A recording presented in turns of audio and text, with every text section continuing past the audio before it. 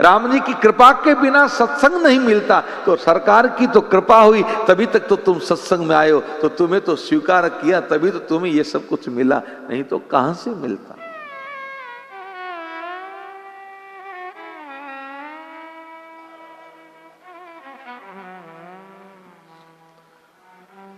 जीवन में भक्ति जब आ जाती है, अब इस उम्र में अगर इनकी प्रीति प्रगाढ़ हो गई उत्तरोत्तर, तो जगत का कोई भी साधन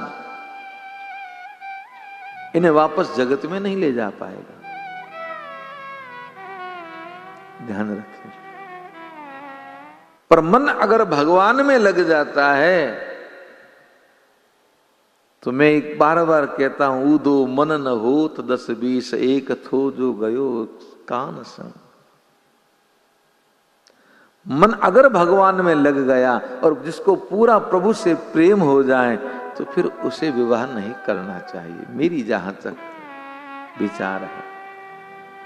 क्योंकि फिर वो अपने जीवन साथी के साथ न्याय नहीं कर पाएगा। वो मन तो उसको दे नहीं पाएगा, मन से तो उसके साथ नहीं रहेगा, तन से रहेगा, धन से रहेगा, पैसा दे देगा बस, पर मन तो ठाक। और जब मन उसमें लगा हुआ होता है, तो महाराज जगत में कुछ और अच्छा लगता ही नहीं है, किया क्या जाए। सत्य तो यही है।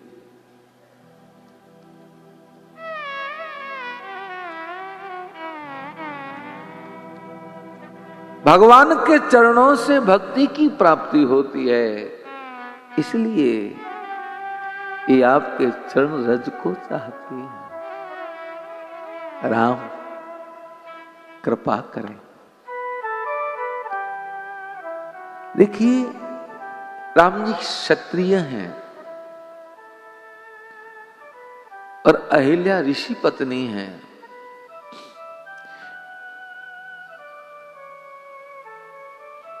क्षत्रिय ब्राह्मणों के चरणों में सिर झुकाता है।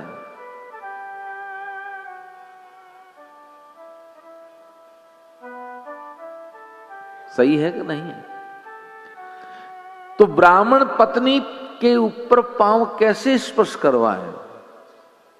ये तो धर्म के विरुद्ध कार्य है। लेकिन गुरु अगर आज्ञा दें और धर्म के विरुद्ध हो, पर उससे किसी का कल्याण होता हो, तो कर देना चाहिए। और अगर धर्म युक्त हो और धर्म को तोड़ने के लिए गुरु कहें, तो चाहे गुरु आज्ञा हो, गुरु आज्ञा की अवहेलना भी हो, पर नहीं करना चाहिए। राजा बलि ने शुक्राचार्य की बात को नहीं माना, वो गुरु थे। और ग्रस्त का धर्म है दान देना, पर बलि को कि यहां मांगने आए वामन, तो कहा मैं दूंगा। पर जहां किसी का कल्याण हो, देखिए झूठ बोलना पाप है, लेकिन किसी के प्राण बचें तो झूठ बोल जाना चाहिए, मना नहीं महाराज। किसी के जीवन में अगर कुछ अच्छा हो, तो अगर झूठ ना बोलना पड़े, तो दुनिया भर में अपने स्वार्थ के लिए तो दिन में 100 बार झूठ बोलते हैं, और किसी का बुरा होता हो तो पहले सत्य बोलेंगे, महाराज ये तो यही था, हम तो झूठ बोलते नहीं हैं। अब इसी में पहले झूठ बोल के बोलते नहीं है, ये कैसे संभव है? स्पर्श करवाया चरण, और पूज्य बाबा बोले, परसद पद पावन शोक न सावन, प्रगट भई तप पुंज सई। परसद पद पावन शोक न सावन, प्रगट भई तप पुंज सई।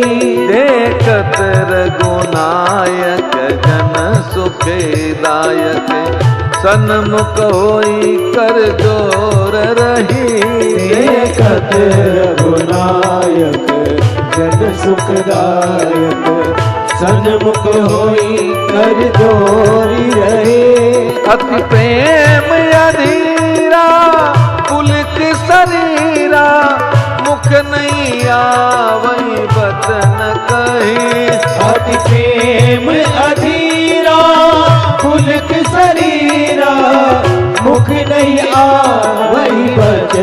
कहे।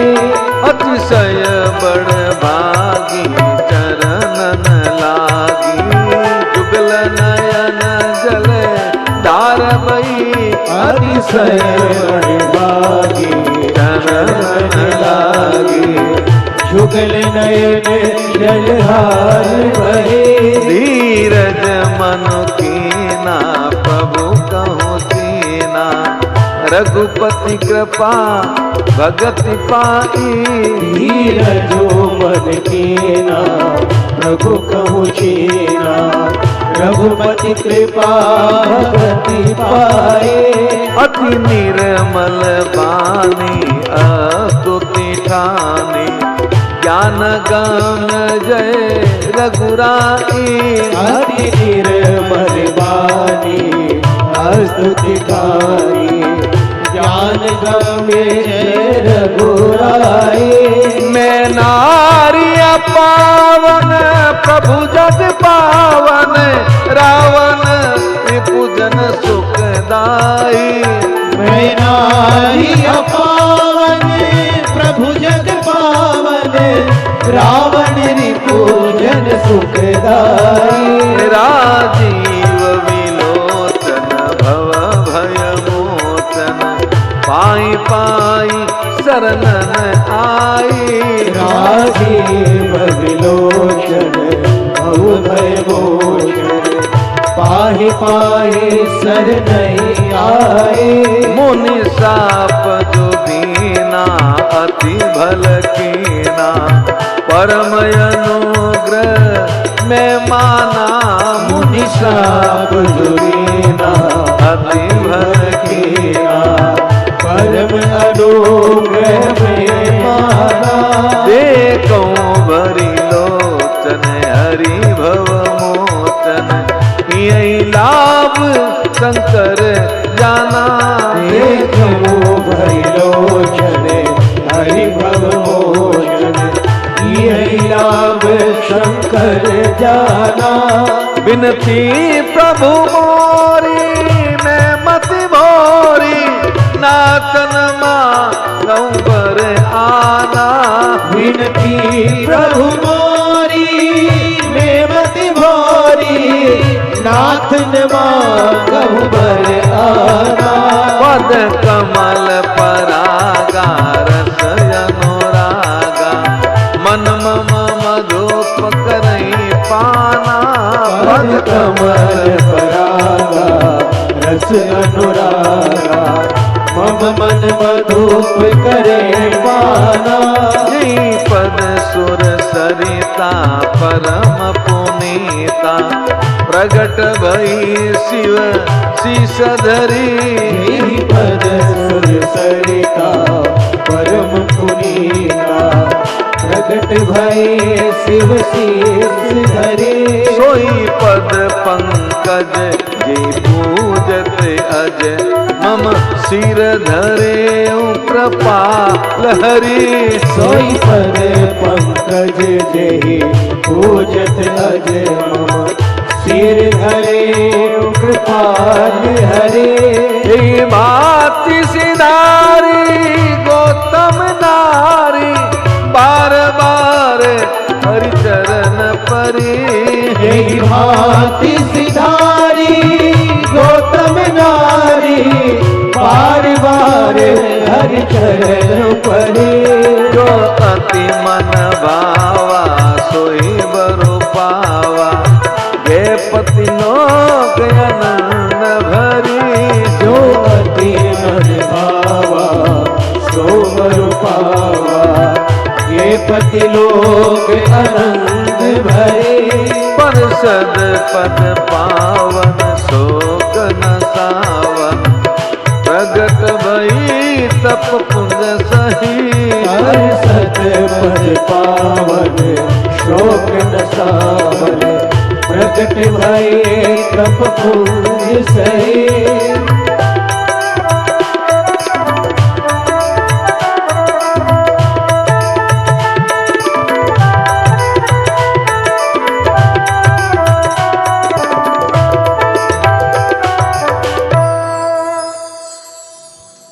जो ही मेरे प्रभु ने उस पत्थर की शिला से चरण स्पर्श करवाया। दिव्य पुंज के रूप में देवी अहिल्या प्रकट हुई।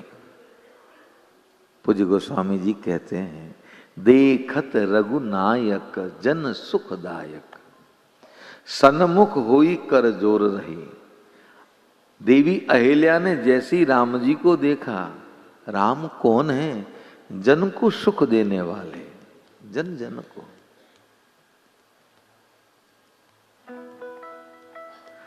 दोनों हाथ जोड़ के प्रभु के सामने खड़ी हो गई।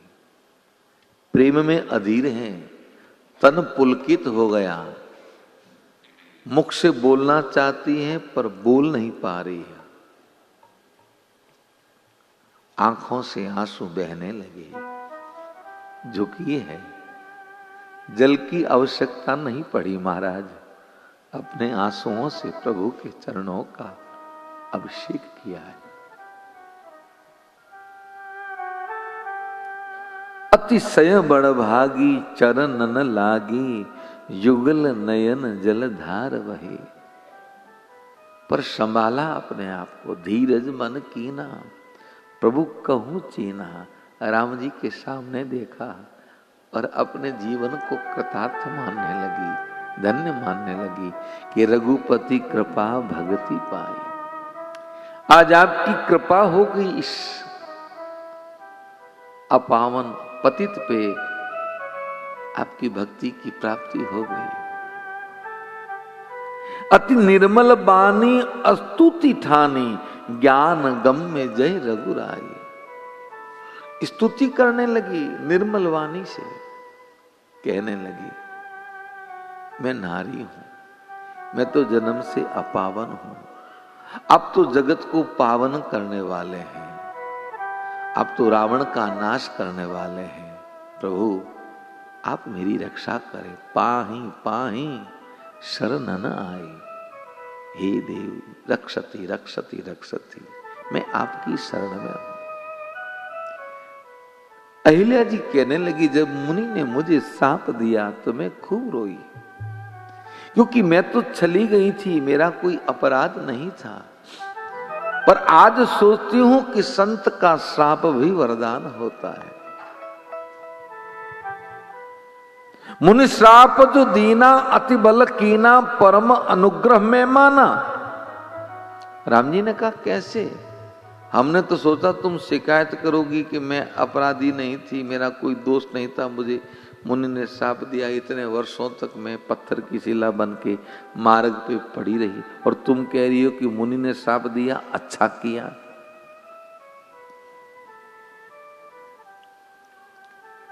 हाँ, वास्तविकता में देखें तो संत का श्राप भी वरदान ही होता है।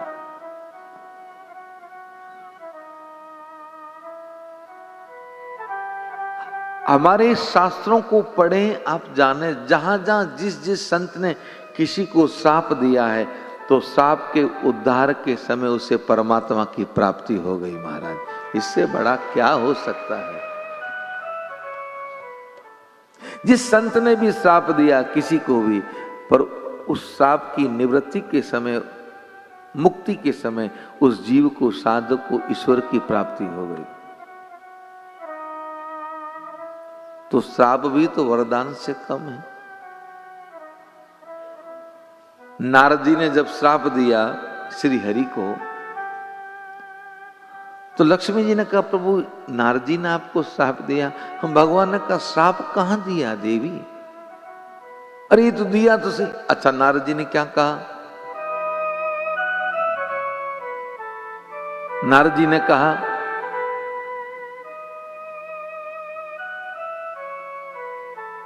आप जिस देह को धर के मुझको छला, आप उस रूप को धारण करोगे, ये मेरा श्राप है। अगर नारद जी श्राप देते तो कहते कि आप राजकुमार बन के हमको छला, आप कभी राजकुमार बनोगे ही नहीं। बचे मोई जवनी धरी देहा, धरऊ दे मम श्राप है, मेरा श्राप ये है आपको। फिर दूसरा क्या कहा? कपिया करती कीन हमारी, करियई कीस सहाय तुम्हारी। अगर नारद जी मुझे श्राप देते तो कहते आपने हमें वानर बनाया, आपकी कभी वानर भी सहायता नहीं करेंगे, पर वानर सहायता करेंगे तो श्राप का वरदान हो गए। फिर मम अपकार कीन बड़ भारी, नारी विरह दुख ले हूं अपार। मुझ पे उपकार किया आपने, आज मैं पत्नी के वियोग में रो रहा हूं, आप भी पत्नी के वियोग में रोगे। अगर श्राप देते तो कहते मेरा विवाह नहीं हो तो आपका भी कभी विवाह नहीं हो महाराज, ये लो कर लो बात।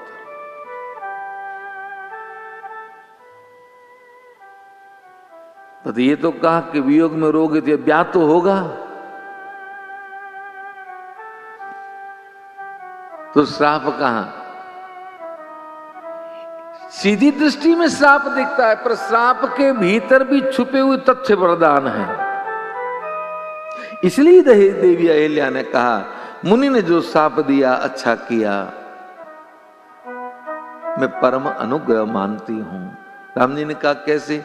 देखो भरी लोचन हरि भव मोचन, यही लाभ शंकर जाना। इन नेत्रों से भर के आपके दर्शन किए मैंने प्रभु, जो लाभ शंकर जी को मिला आज वो लाभ मुझे मिल गया।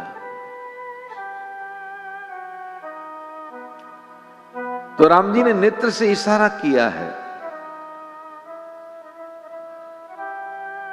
बोले नहीं है, पास में गुरु है।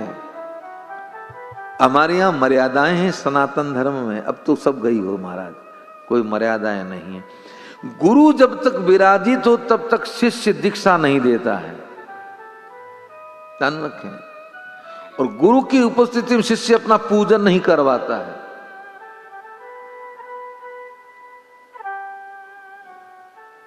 आप तो समझदार हो महेंद्र सिंह जी, आप तो ग्रामीण क्षेत्र में रहे हो, बचपन से दे।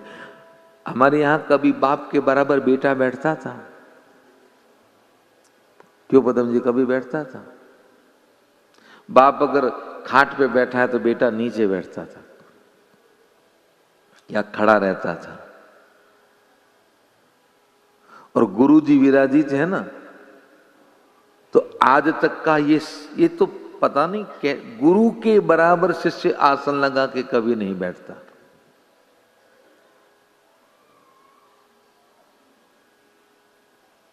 अब तो गुरु तो गुड़ रह गए, चेला शक्कर बन गए महाराज। लो बात, चेलों की जय जयकार है, गुरु जी कौन पूछे।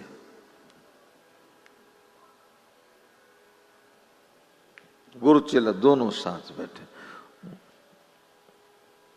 अब गुरु जी के सामने चेले का पूजा हो करें और चेले के दंडवत करें, गुरु जी बैठे।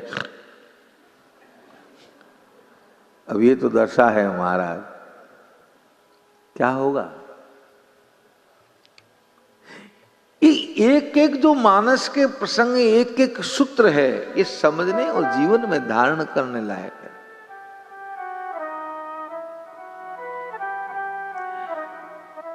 राम जी बोले नहीं, अरे विश्वामित्र जी के सामने नहीं बोले। बाकी राम है कौन? वो ब्रह्म है, जिसने गुरु को भी तो जिन्होंने बनाया वो नहीं। क्यों अभी मानव लीला कर रहे हैं? तो मर्यादा है, और अगर मर्यादाओं का त्याग सरकार कर देंगे तो फिर पीछे कौन नहीं करेगा महाराज, बताइए। सीता जी का त्याग राम जी ने नहीं किया था, वो तो जब अवध में ये चर्चा होने लगी और किशोरी जी को पता चला तो सियाजू ने सरकार से कहा, राम जी से, कि प्रभु आप हमारा त्याग करें। राम जी ने कहा, जानकी तुम ये कैसे कह सकती हो, आप हमारे प्राण हो। सीता जी ने कहा, नहीं कहो। जिस जो चर्चा चल रही है, इससे आने वाले समय में समाज में इस बात को लेके बड़ी विकृति उत्पन्न हो जाएगी। राम जी ने कहा, आपने अग्नि परीक्षा दी थी कि बिल्कुल हमने दी, पर लोग क्या कहते हैं, हम कोई सामने थोड़ी थे, हमें क्या पता दी कि नहीं दी, और बेचारे बांदरों को क्या पता हमारा।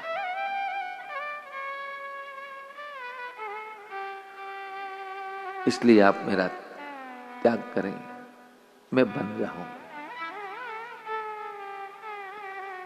सीता जी का राम जी ने कभी त्याग नहीं किया। अगर हमारे प्रभु त्याग कर देते ना, तो जिस दिन से सीता जी वन में गई, तब से लेके पूरे जीवन पीछे के समय तक प्रभु जमीन पे शयन किए हैं और केवल कंदमूल फल का आहार किया है। उन्होंने समस्त राजसी सुखों का त्याग कर दिया था। वशिष्ठ जी ने अश्वमेध यज्ञ के समय कहा, राम बिना पत्नी के तुम यज्ञ में नहीं बैठ सकते, राम दूसरा विवाह कर लो। राम जी ने कहा, नहीं, मेरे प्रभु ने ये वहां बताया है, ये पृथ्वी फट जाए, सब कुछ ब्रह्मांड उलट पुलट हो सकता है गुरुदेव, लेकिन ये राम के मन में कभी ये विचार नहीं आ सकता, संसार की समस्त स्त्रियां, समस्त कन्याएं मेरे लिए मां के सम है, मैं जानकी के अलावा किसी के सामने देख भी नहीं सकता। ये प्रेम है हमारा। इस प्रेम के कारण राम जी ने त्याग नहीं किया। ध्यान रखें, राम राजा हैं जिन्होंने राम राज्य की स्थापना की, तो कहीं इस बात की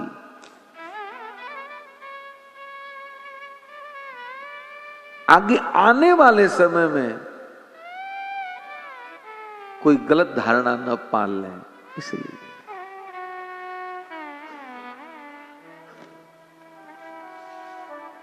पर कलयुग में सब संभव है और वर्तमान में तो सभी संभव है।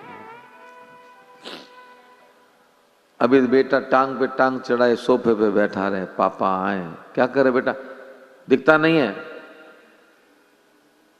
क्या कर रहे हो, गेम खेल रहा हूं, लो कर लो बात महाराज। बाप खड़ा है तो खड़ा, ऐसा नहीं कि पिताजी आ गए तो उठ के पापा आप बैठो पानी पियोगे आइए, वरना महाराज। तो फिर चेला गुरु के बराबर बैठेंगे, गुरु से 2 फुट ऊपर आसन लगा के बैठे, क्या फर्क पड़ता है महाराज। पर राम जी ने यहां संकेत दिया है जगत को, गुरु की उपस्थिति में शिष्य किसी को आशीर्वाद नहीं देता, तो राम जी ने नेत्र से इशारा किया, कहा देवी मांगो, जो तुम्हें मांगना है सो मांगो। तो अहिल्या कहने लगी, बिनती प्रभु मोरी मैं मति भोरी, नाथन मां गौबर आना।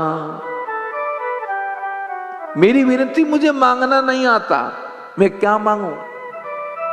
राम जी ने कहा कुछ भी मांग लो, तो कहा मांगना तो नहीं आता, पर अगर आप देना ही चाहते हैं तो एक कृपा करें, पद कमल परागा रस अनुरागा, मन मम मधुप करई पाना।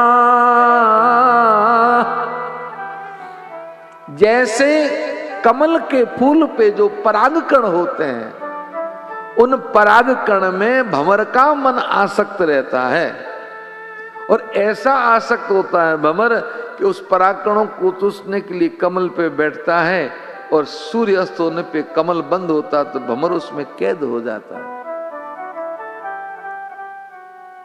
कठोर लकड़ी को छेदन करने वाला भंवर उन परागकणों की आसक्ति के कारण कमल की कोमल पंखुड़ियों को छेद नहीं पाता है। तो ऐसे ही प्रभु मेरा मन रूपी भंवर, आपके चरण रूपी कमल और रज रूपी पराग कण में आसक्त रहे, बाकी कुछ नहीं चाहिए। मैं क्या मांगू प्रभु, मुझे तो इतना मिल गया कि मैं तो अपने आप को शिव और ब्रह्मा से भी भाग्यशाली मान रही हूं। राम जी ने कहा कैसे, हमें भी तो बताओ। तो कहने लगी, ये पद सुर सरिता परम पुनीता, प्रगट भई शिव शीस धरी। आपके चरण से निकली हुई गंगा को शिव ने अपने सर पे धारण किया। सोई पद पंकज पूजत आज, उसी चरण का पूजन ब्रह्मा ने किया। एक ने आपके चरण से निकली गंगा को सिर पे धारण किया, एक ने आपके चरण का पूजन किया, और दोनों से मैं अपने आप को भाग्यशाली इसलिए मान रही हूं कि आज वही चरण मम सिर धरे कृपाल हरि। आज आपने वही चरण मेरे सिर पे रखा, तो मुझसे ज्यादा भाग्यशाली कौन होगा। ए भांति सिधारी गौतम नारी, बार बार हरि चरण परी। जो अति मन भावा सो बरु पावा, गए पतिलो ग आनंद भरी। मन को जो भाया उस वर को पाया, और देवी अहिल्या पति लोक को गई। या पूज्य गोस्वामी जी ने दोहा लिखा है। इस दोहे के जो शब्द है,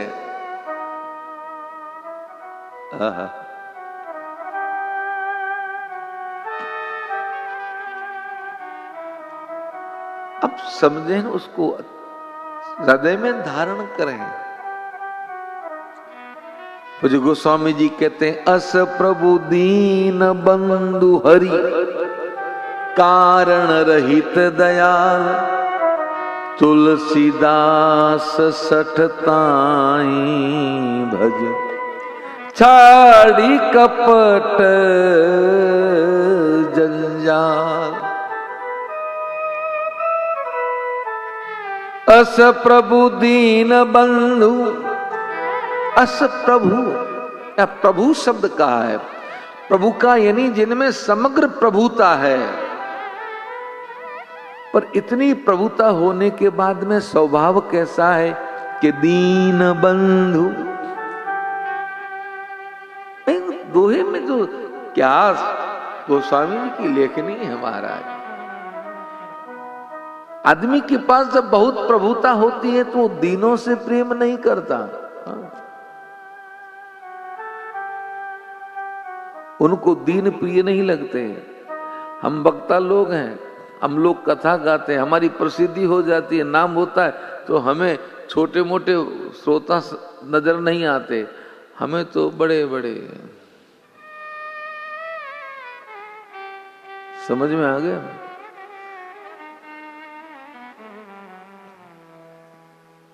उनके सामने कौन देखेगा?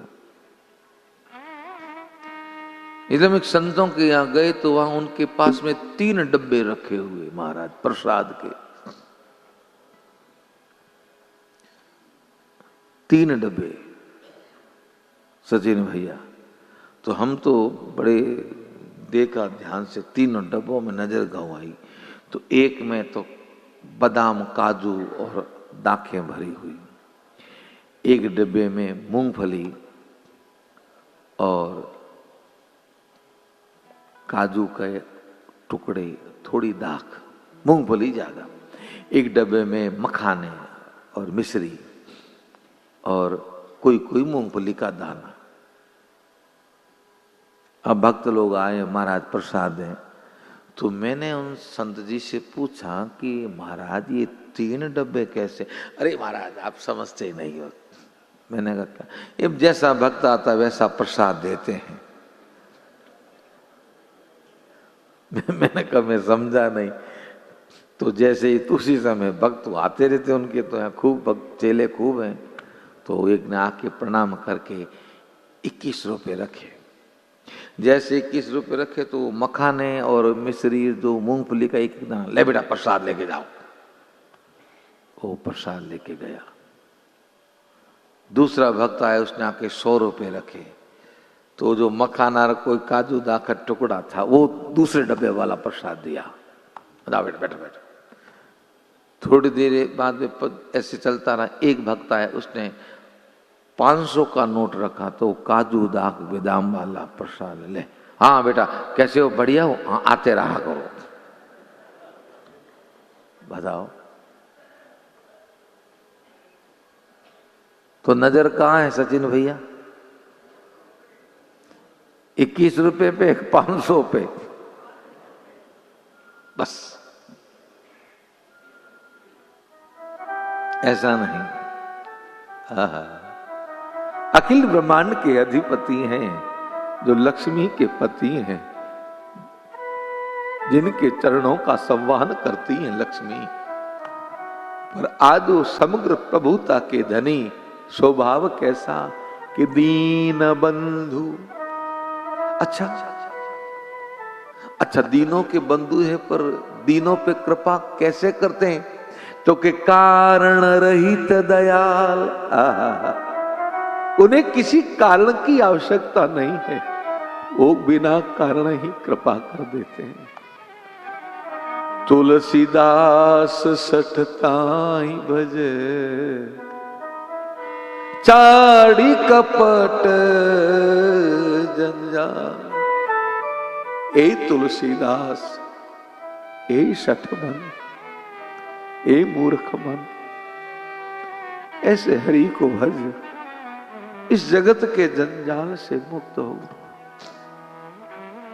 विनय पत्रिका में पूज्य बाबा लिखते, ऐसो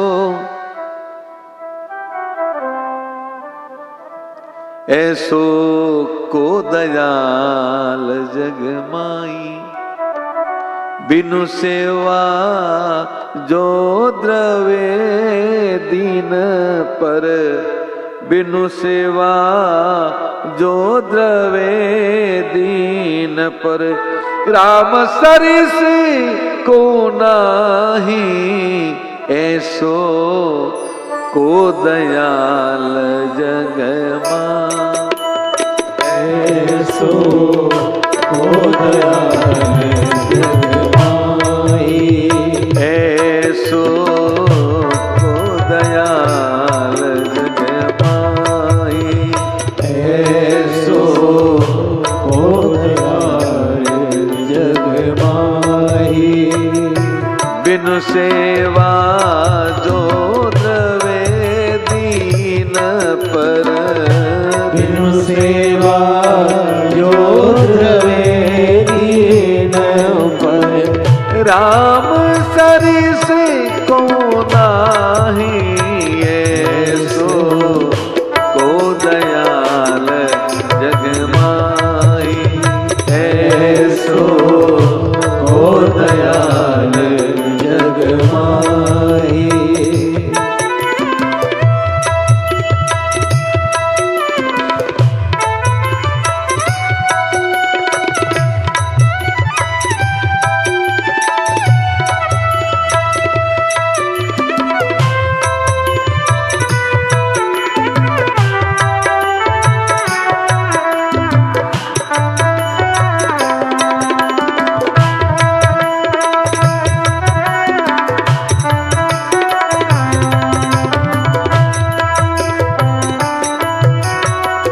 जो गति जोग विराग जतन करी, नहीं पावत मुनि ज्ञानी।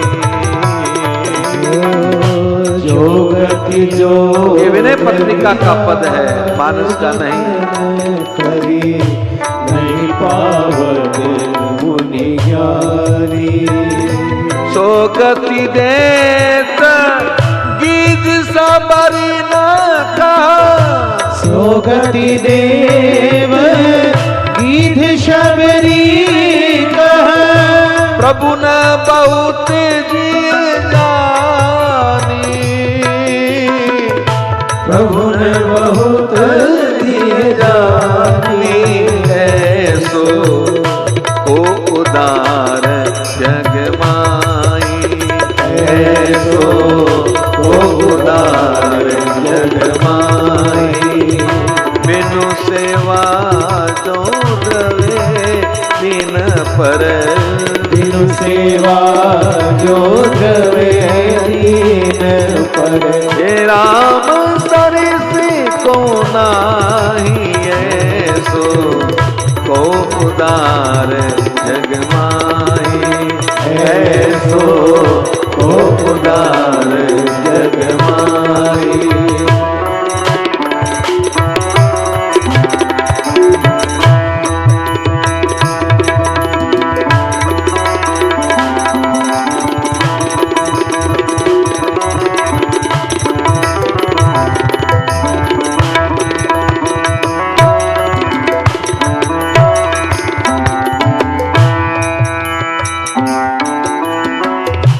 जो संपत्ति दस शीस अर्प करी, रावण शिव बहनी, जो संपत्ति दस शीस अर्प करी, रावण शिव बहनी,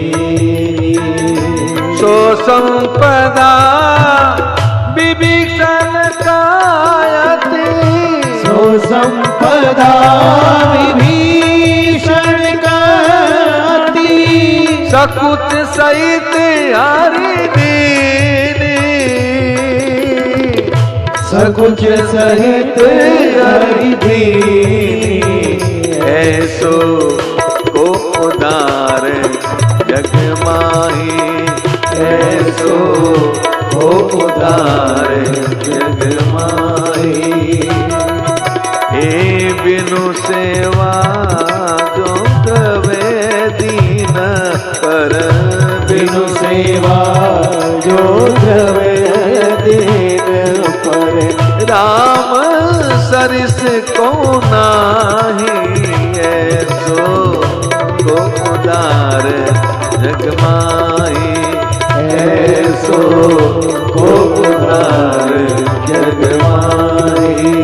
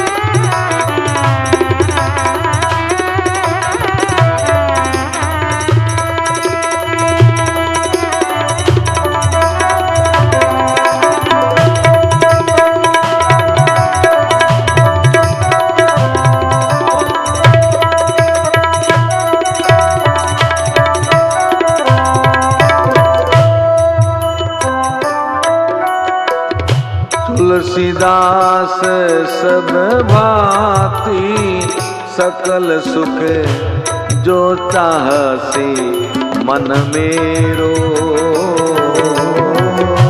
तुलसीदास सब भांति सकल सुख जो चाहसी मन मेरो,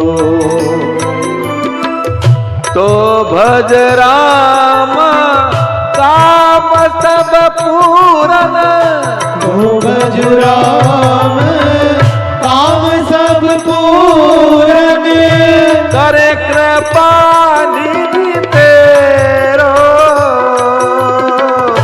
करे कृपा निधि तेरो, ऐसो को उदार जग माई,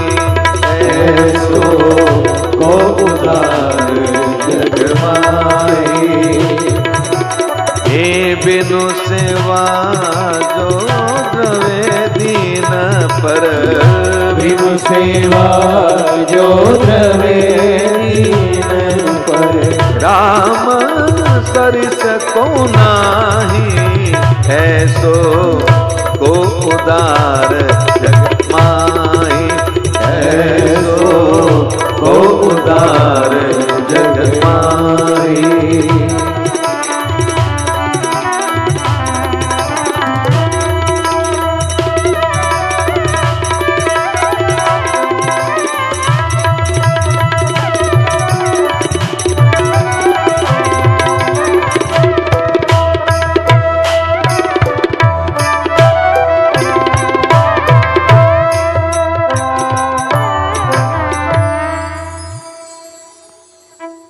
गोस्वामी जी ने विनय पत्रिका में लिखा है, मेरे प्रभु के स्वभाव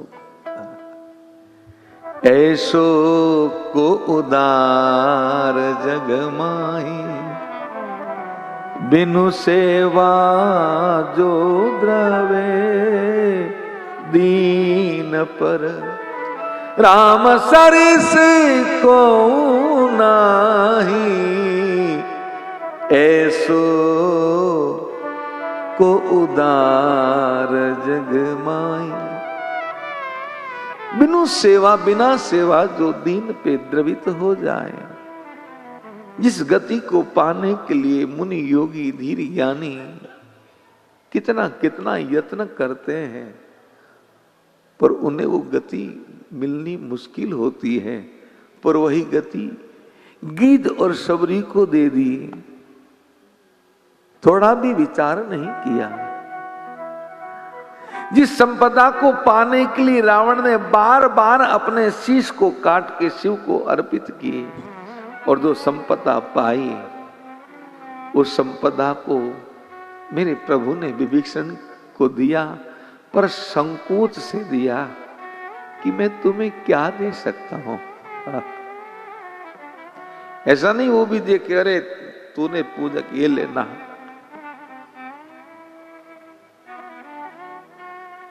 तुलसीदास भांति सकल जो सुख चाहसी मन मोरो।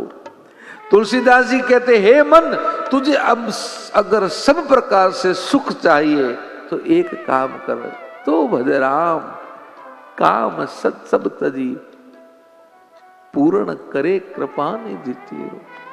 तू केवल राम भज। ये बात मैंने कल भी कही थी। एक चीज का हाथ से ले लो महाराज, मेरो मन राम ही राम रटे, बस राम ही राम रटे, राम ही राम रटे,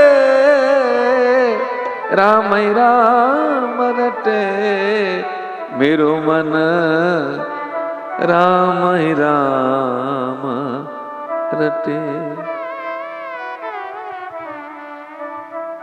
दुनिया भले क्या समझे, क्या फर्क पड़ता है, मेरी लगी राम सन प्रीत, दुनिया क्या जाने। लोग कहे मेरा भाई रे बावरी, बावरी कुलनासी, क्या फर्क पड़ता है। दुनिया कहे, दुनिया से क्या लेना देना महाराज। अपने जीवन का उद्देश्य देखिए, सब कुछ मिलना संभव है, लेकिन मनुष्य देह मिलना अति दुर्लभ है। बड़भाग मानस तनु पावा। और इस मनुष्य देह को पाके अगर हम हरि को न भजें, व्यर्थ में ही जीवन जा रहा है, कोई लेना न कोई देना। और एक बात कह दूं, कोई हमारा कल्याण कर नहीं सकता, कल्याण तो हमारा हमको स्वयं को करना पड़ेगा। सचिन भैया, संत आपको कहेंगे, आपको प्रेरित करेंगे, आपको बताएंगे, मार्ग बता सकते हैं, पर चलना तो आपको है। वो कहीं इस मार्ग जाना और आप उल्टे मार्ग जाओगे तो दिखती बात, इसमें साधु का क्या दोष।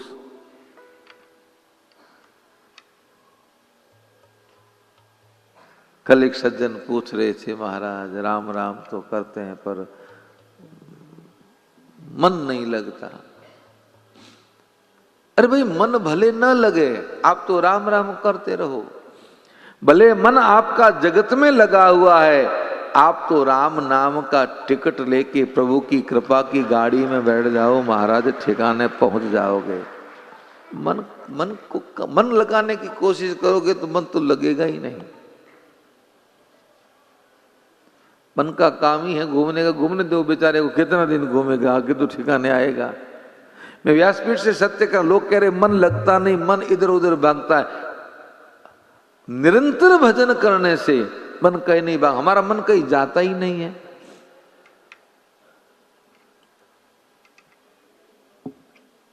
कहीं नहीं जाता, ना इधर उधर कहीं भटकता ही नहीं है। जब मन आपका भटकेगा नहीं तो इच्छाएं समाप्त हो जाएगी। इच्छाएं समाप्त हो जाएगी तो फिर तो मन उसी में लगेगा। तो जहां राम तक काम नहीं, राम है तो काम नहीं, तो निरंतर राम राम जपते रहो। और इसलिए गोस्वामी जी ने कहा कि हे मूर्ख मन, तुझे अगर सुख चाहिए, तू अगर चाहता है कि मुझे सुख मिले, तो सब काम को त्याग के राम को भज, वही परमात्मा तेरा बेड़ा पार करेंगे। अहिल्या उद्धार करके मेरे प्रभु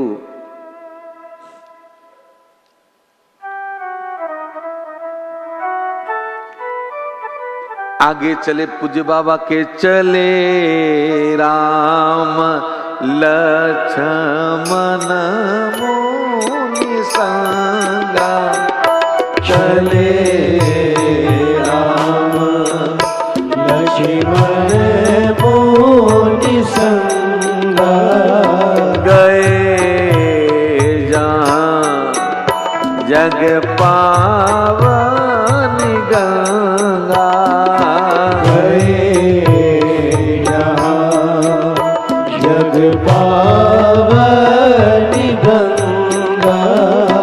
नारी सुनो सब कथा सुनाई, नारी सुनो सब कथा सुनाई, यही प्रकार सूर सरी माई आई, यही प्रकार सुर सरी माई आई।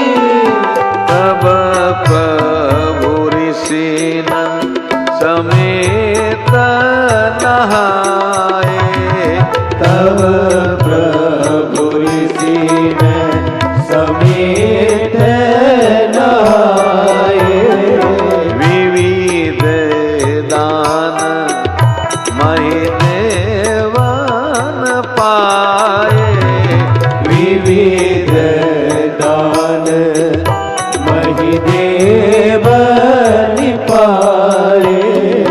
अरसी चले मुनि वृंद समेता, हर्षि चले मुनि वृंद सहाया, बेगी विदेहा नगर निय राया, बैगी विदेह नगर निराया, और रम्यता राम जब देखी, और रम्यता राम जब देखी, हर से अनुज समेत विशेषी, हर से अनुज समेत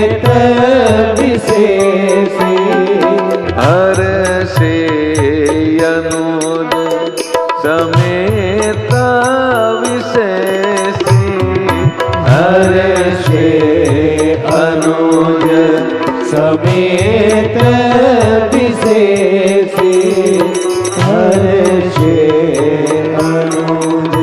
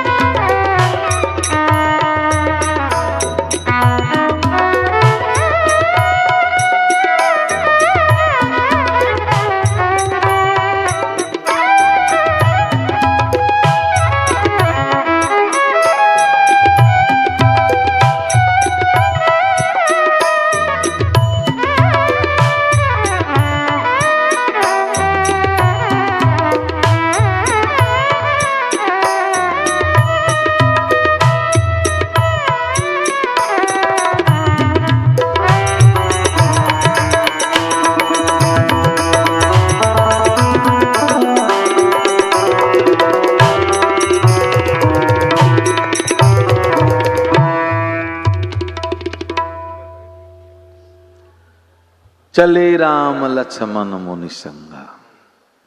अहिल्या उद्धार करके मेरे प्रभु आगे चले। गोस्वामी जी की लेखनी देखिए। अयोध्या से चले थे राम जी, तब लिखा पुरुष सिंह दो वीर हरसी चले मुनि भय हरन। विश्वामित्र जी के आश्रम से चले तब लिखा धनुष यज्ञ सुन रघुकुल नाथा और हरसी चले मुनि वर के साथ। और अब अहिल्या उद्धार करके चले तो यहां हर्षित शब्द नहीं लिखा। चले राम लक्ष्मण मुनि संगा। अब राम जी कहां जा रहे हैं? जोर से बोलिए। जनकपुर जा रहे हैं। और जनकपुर क्या है राम जी का? तो ससुराल क्या मुंह लटका के जाता है?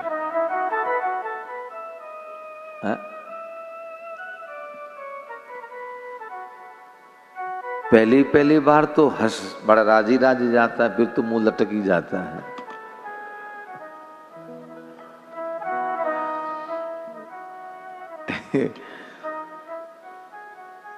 गांव में बारात की विदाई हो रही थी सचिन भैया, तो जिस कन्या की विदाई हो रही थी वो रो रही थी। तो उसकी माँ, उसका भाई, उसकी बहन, उसके पिता, सबकी आंखों में आंसू, सब रो रहे थे। सामने बाराती खड़े थे। तो बारातियों में एक छोटा बालक अपने पिता के साथ बारात में आया था। वो उस सब दृश्य को बड़े ध्यान से देख रहा था। बालक बड़े कई बड़े होशियार होते हैं, चतुरता से देखते देखते उसने अपने पिता से पूछा, पापा ये सब क्यों रो रहे हैं? बाप ने कहा, बेटा ये सब बेटी वाले हैं। अच्छा, तो हम लोग क्यों नहीं रो रहे हैं? बाप ने कहा, हम बेटे वाले हैं, लड़के वाले हैं। अच्छा, तो ये कितना दिन रोएंगे? हम बाप ने कहा, आज।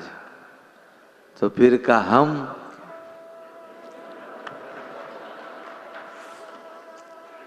फिर हमारी बारी है।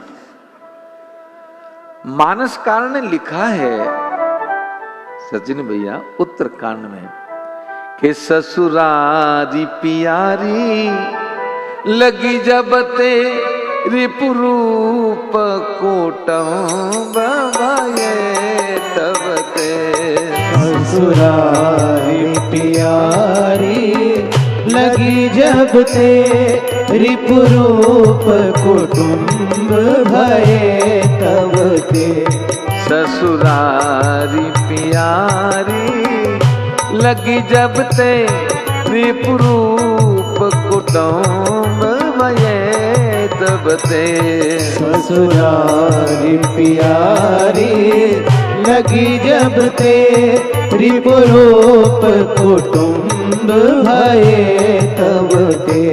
सुति माँ नहीं मातु पिता जब लो, सुते माँ नहीं मातु पिता तब लो। अब लानन दीक नहीं जब लो, अब लानन दीख नहीं जब लो। सुत माँ नहीं मातु पिता तब लो, सुत माँ नहीं मातु पिता तब लो। अब लानन दीक नहीं जब लो, अब लानन दीख नहीं जब लो।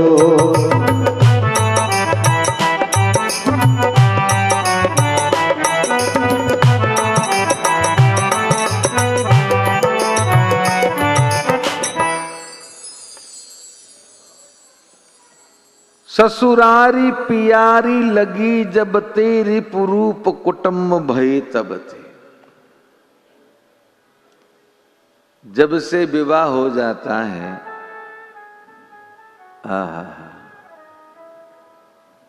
ससुर जी तो आते तो कि पापा जी आए हैं, पापा जी आए। पर पापू घर बैठो न एक बार सामने न देखे महाराज।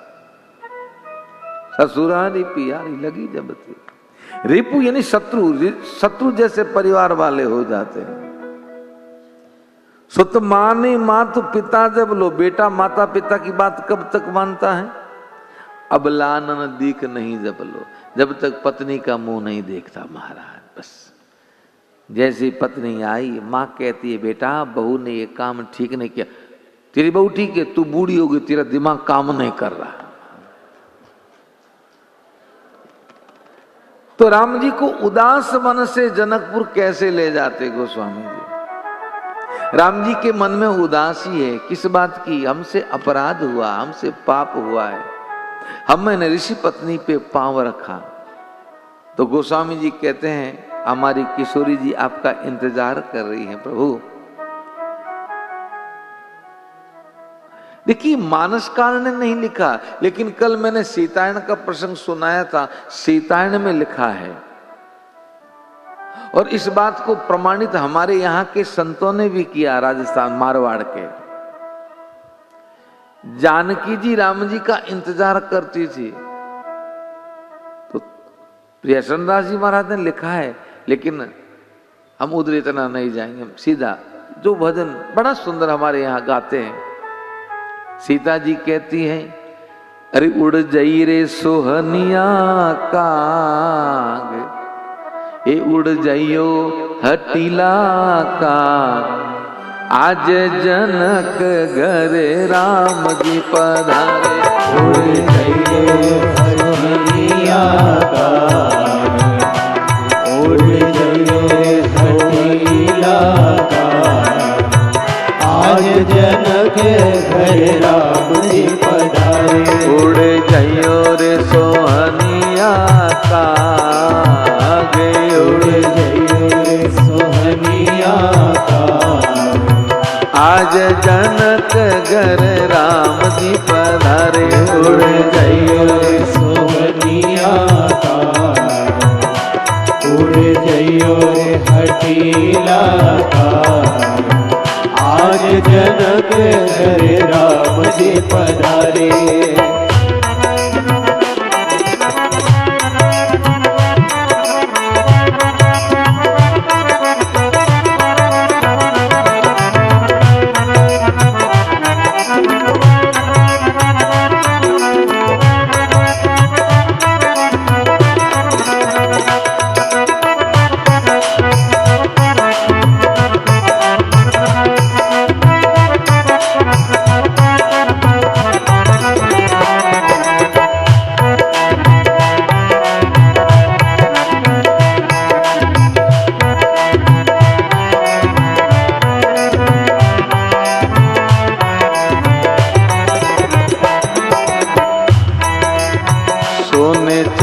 तेरी थारी चाँच मड़ा दो, सोने तेरी थारे चाँच मड़ाओ, सोने रूपेरी थारी चाँच मड़ा दो, सोने रूपेरी थारे चाँच मड़ाओ।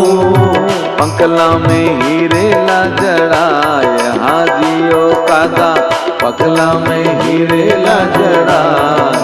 आज जनक घरे राम जी पधारे, उड़ जाइयो हठीला का, ये उड़ जाइयो रे सोनिया का।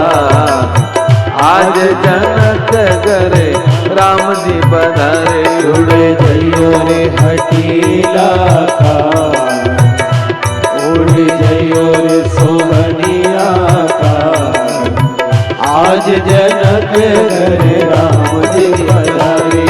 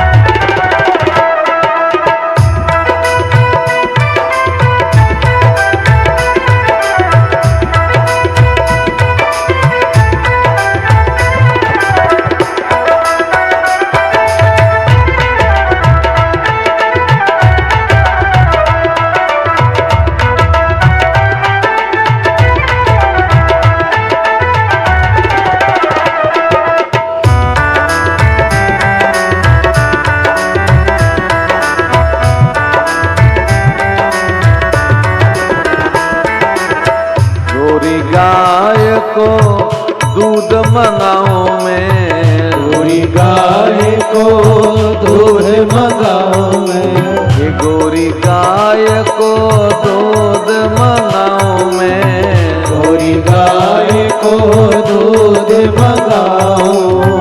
बुडले रंगाऊं तारे कीर हरियो कागा, बुडले रंगाऊं तारे कीर।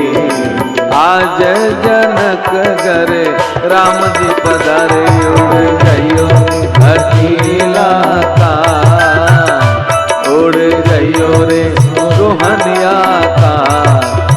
आज जनक घरे राम जी पधारे, उड़ जाइयो रे हठीला का, उड़ जाइयो रे सोहनिया का। आज जनक घरे राम जी पधारे।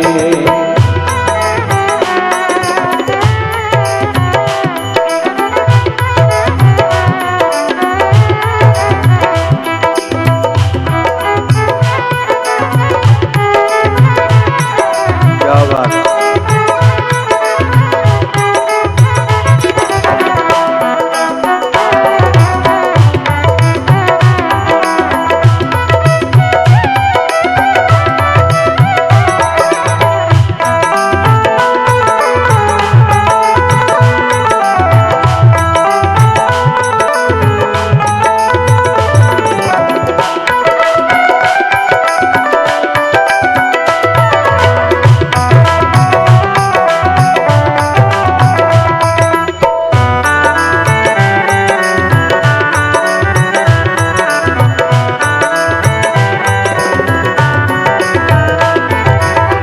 देश देश के राजन आए, सुरोलिया जी क्या बात। के राजन आए, देश देश के भूपति आए, देश देश के भूपति आए। आए राजकुमार आजियो कागा, आए राजकुमार। आज जनक घर राम जी पधारे, उड़ जाइयो रे हठीला का, उड़ जाइयो रे सोनिया का। आज जनक घरे राम जी पधारे, उड़ जाइयो रे हठीला का, उड़ जाइयो रे सोहनिया का। आज जनक घर राम जी पधारे।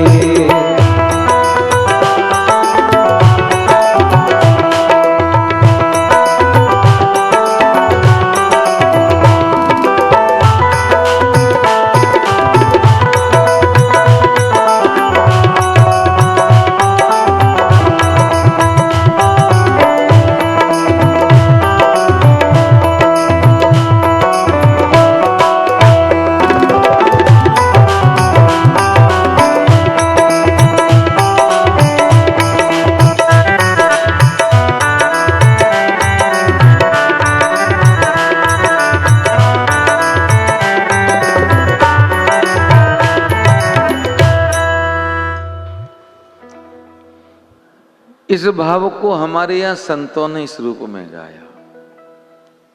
किशोरी जी इंतजार कर रही है हमारे सरकार का, और राम जी को उदास मन से जनकपुर तुलसी जी कैसे ले जाते हैं। वाल्मीकि रामायण में ये प्रसंग नहीं है,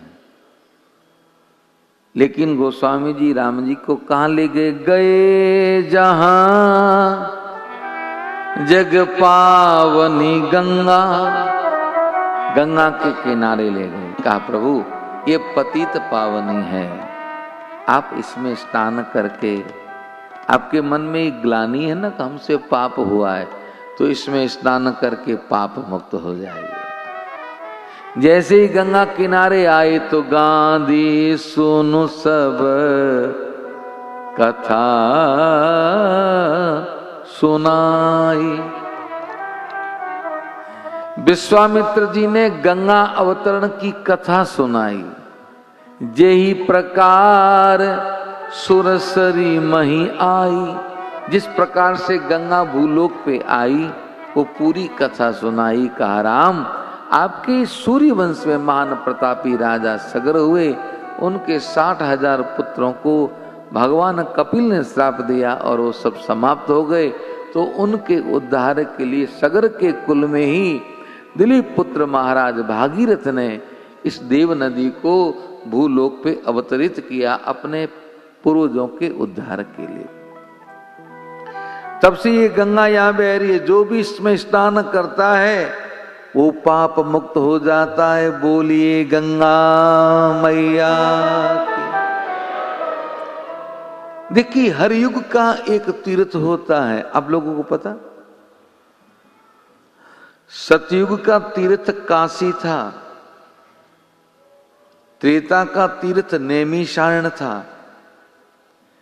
द्वापर का तीर्थ कुरुक्षेत्र है और कलयुग का तीर्थ हरिद्वार है।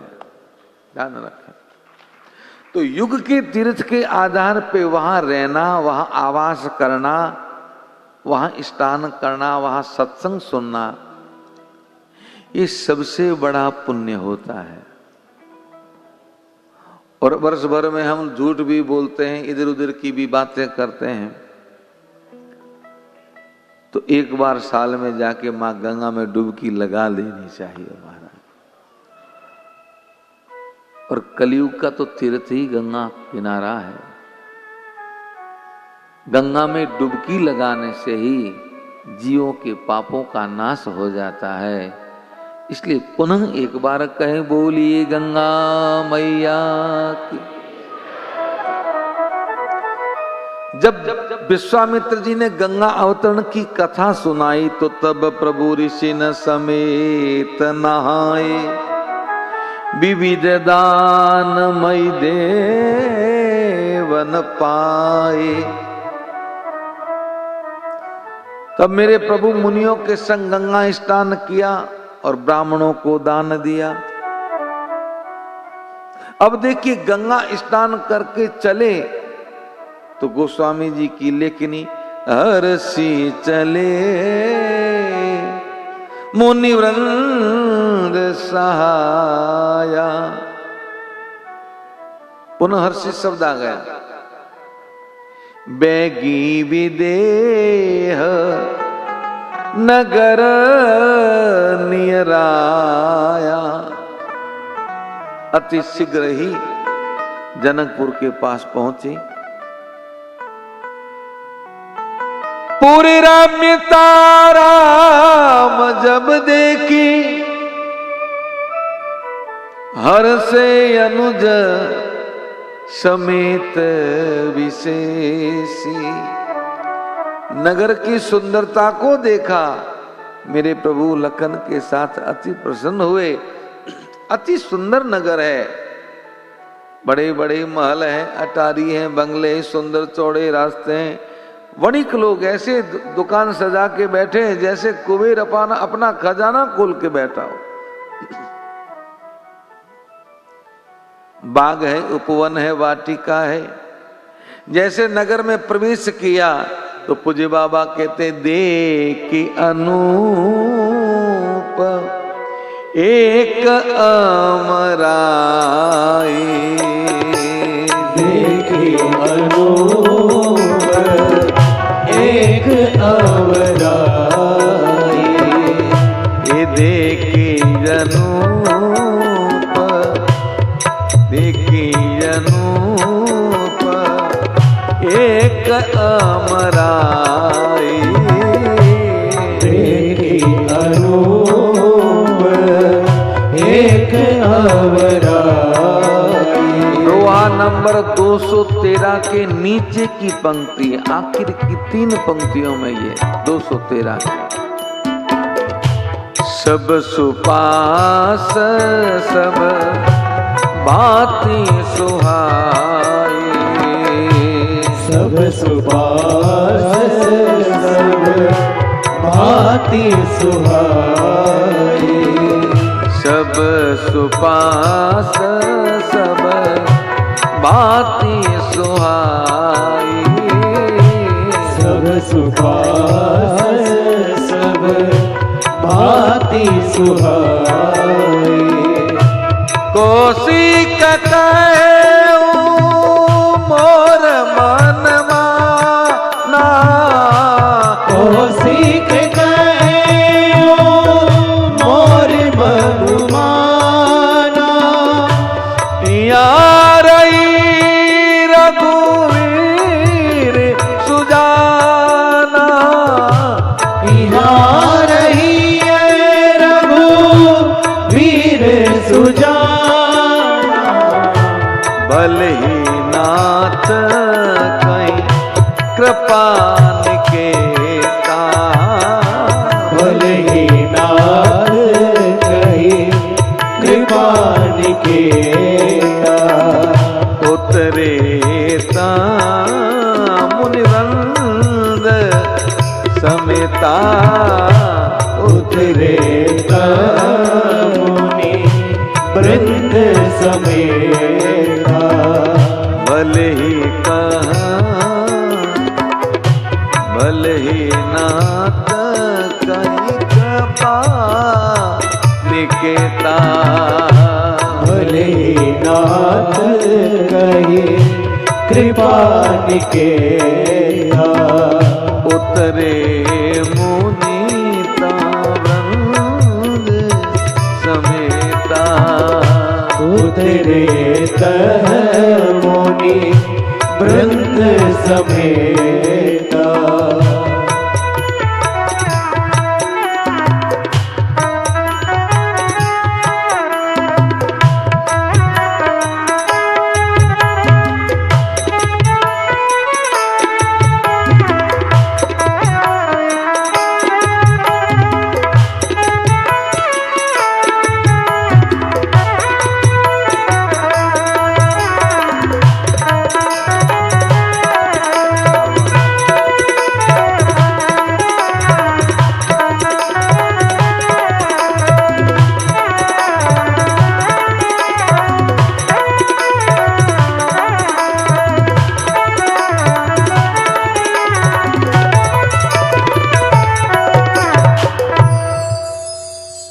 देखी अनूप एक अमराई। नगर में प्रवेश करते ही एक सुंदर आम का बगीचा देखा, सब सुपास सब भांति सुहाई। वो बगीचा सब तरह से सुंदर, सब तरह से स्वच्छ और मन को भाने वाला, अब ये पीछे शब्द क्यों लिखे तुलसी जी ने, सब सुपास सब भांति सुहाई, क्योंकि गोस्वामी जी को पता था कि आने वाले समय में ऐसा राज भी होगा जो सरकार बनाएगी तो जरूर, पर इसका ध्यान धन कुछ नहीं रखा जाएगा। आज आपको सबको पता है कि सरकारी जितने ही बगीचे हैं उसकी क्या दशा है सचिन भैया, कचरे से अटे पड़े रहते हैं महाराज। दिल्ली जैसे शहर में हम पंजाबी बाग में कथा गा रहे थे, तो सुबह सुबह हमारा नियम है घूमने जाते हैं वॉक करने, तो मैंने उनसे कहा तो कहा महाराज पास में ही गार्डन है, तो सुबह हमें वो ले जाते हैं जहाँ हम रुके हुए थे वहाँ से कार में, तो वहाँ उतर के घूमते तो महाराज पत्तों का ढेर लगा हुआ। मैंने कहा ये ऐसा, तो कि महाराज ये सरकारी गार्डन है, तो सरकारी तो यही है। मुझे भी बिहार में कथा गा रहा था तो किसी ने कहा, मैंने कहा देखो भाई ऐसा है, इसमें सरकार को दोष देने की जरूरत ही नहीं है। तो कहा कैसे महाराज? मैंने कहा सरकार है कौन? सचिन भैया सरकार कौन है? हम ही तो सरकार है। कौन सरकार है? हम जो सरकारी संपत्ति को अपनी संपत्ति मानते नहीं है। मैंने कहा कहां तक कोई सुधार करेगा जहां के लोगों की मानसिकता ऐसी है कि जहां प्याऊ पानी की प्याऊ के ऊपर लोटा चैन से बांध के रखना पड़ता है और रेलगाड़ी के शौचालय में शौच सफाई वाले डब्बे को चैन से बांध के रखना पड़ता है, वहां महाराज क्या आप उम्मीद रख सकते हो? बताओ।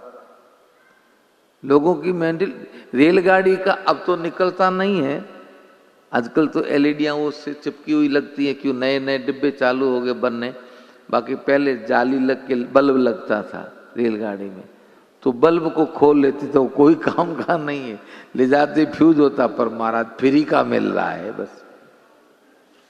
अब बताओ कैसे काम चले? आदमी गंदगी करेगा जहां जाएगा, और वही यहां का आदमी अगर बाहर चला जाएगा विदेश में कुछ नहीं करेगा, क्योंकि वहां उसको पता है कि अगर ये कचरा डाल दिया। हम स्विट्जरलैंड गए थे, पता है 10 दिन रहे, तो रोज कथा के बाद में घूमने जाते थे, तो वहां उस गाइड ने स्पष्ट कह दिया यहां अगर एक तीली भी किसी ने डाल दी तो सीधा 100 यूरो का फाइन है। तो लोग जाते थे वापस आते थे तो बैग में सामान होता नहीं, पर कचरा जरूर भरा हुआ होता था।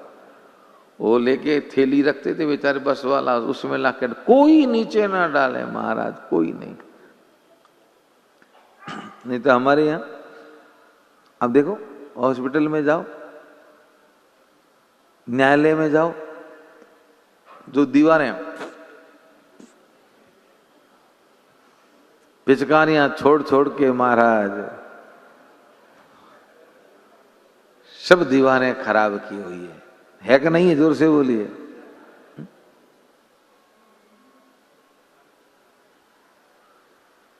अमेरिका के राष्ट्रपति, चाइना के राष्ट्रपति, हमारे भारत के राष्ट्रपति जी, सब ने एक बार हवाई यात्रा की। ध्यान से सुनिएगा। ऊपर से पूरे विश्व का भ्रमण करके दर्शन कर रहे थे। तो जैसे ही अमेरिका के ऊपर से निकले तो अमेरिका के राष्ट्रपति ने कहा देखो आपको पता हमारे देश की क्या विशेषता है, जहाँ ये सबसे अच्छी ग्रीनरी, जहाँ बड़ी बड़ी बिल्डिंग्स, जहाँ ये सब कुछ है, ये हमारे देश की पहचान है। चाइना वाले ने अपने देश की पहचान बताई, और भी देश के जापान वापान काफ़ी प्रधानमंत्री बैठे थे, सबने अपने अपनी पहचान बताई। तो हमारे प्रधानमंत्री जी से पूछा आप भी बताओ, तो कहा जैसा आज सबसे ज़्यादा पुड़िया उड़ती वो हमारा भारत है। बताओ महाराज, ये कंडीशन है हमारे देश की। लोग जर्दा खाते हैं, गुटखा खाते हैं। अरे आदमी तो खाते हैं, सो तो खाते हैं, पर नमो है देवियां उनसे भी आगे जाती है।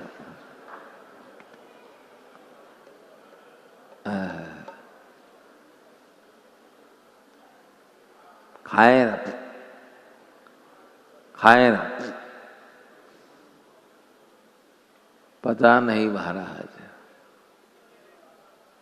इसलिए सरकारी बगीचों की दशा खराब है।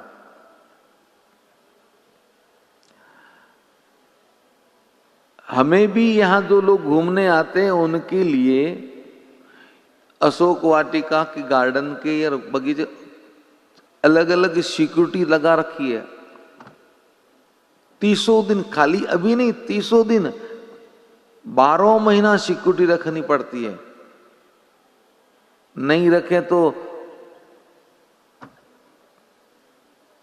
फिर अशोक अशोक रहेगा, वाटिका चली जाएगी महाराज।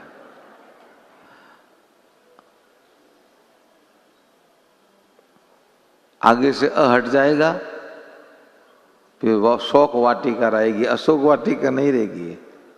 शोक वाटिका सब जरूरी भी है।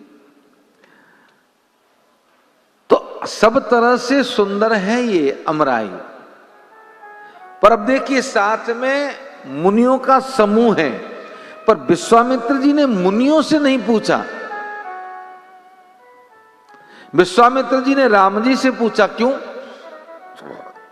क्योंकि संत तो कहीं पे भी रह जाएं, साधु के लिए कोई व्यवस्था ऐसा नहीं, उचित अनुचित की कोई बात नहीं, जहां वो ठीक है। लेकिन वो राजकुमार है राम जी, शाही सुविधाओं में रहने वाले हैं, तो वो बगीचे में रुक पाएंगे कि नहीं रुक पाएंगे। तो इसलिए विश्वामित्र जी ने राम जी से पूछा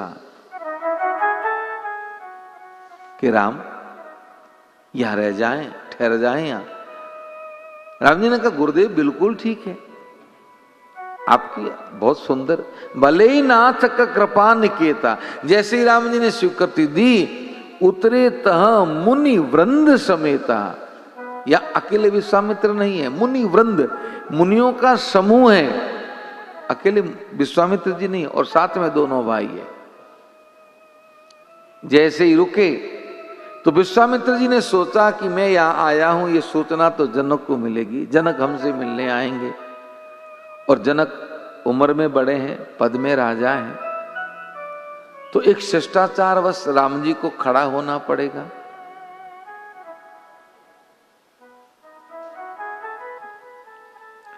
मेरे प्रभु खड़े हो, ये मुझे अच्छा नहीं लगा। तो दोनों भाइयों से कहा तुम जाओ बगीचा दिखाओ। दोनों भाई बगीचा देखने गए। पीछे जनक जी को जब ये सूचना लगी,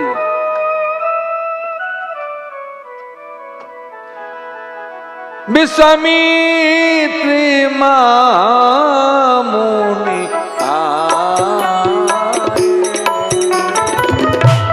विश्वामित्र महामुनि आए, समाचार मिथिलापति पाए, समाचार मिथिलापति पाए। जो ही जनक जी को सूचना लगी कि विश्वामित्र जी आए हैं,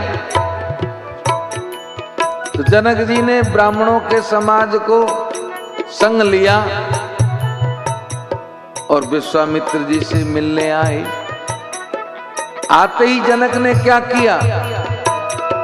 कीन प्रणाम चरण धरि माता, कीन प्रणाम चरण धरि माता, दीन असी समुदित मुनि नाथा, दीन असी समुदित मुनिनाथ। जनक जी ने आते ही विश्वामित्र जी के चरणों में दंडवत प्रणाम किया। विश्वामित्र जी ने आशीर्वाद दिया।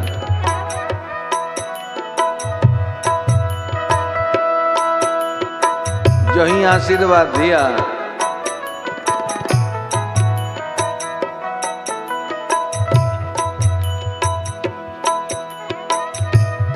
जनक जी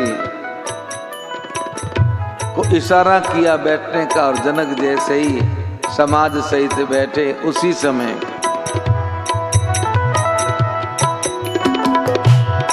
अवसर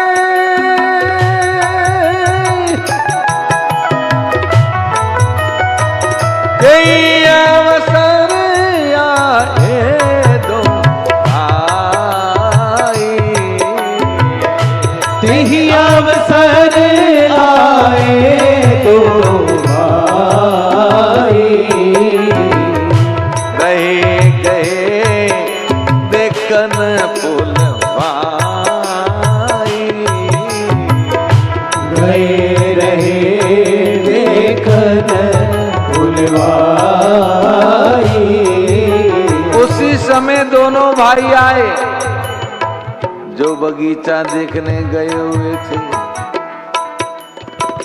दोनों भाई आए। गोस्वामी जी कहते दोनों इतने सुंदर, इतने सुंदर। तो किसी ने तुलसी जी से पूछा कितने सुंदर, कहो तो सही। तो बाबा कहते हैं श्याम गोरे मधु वयस किशोरा, श्याम गोरे मृदु वयस किशोरा। लोचन सुखद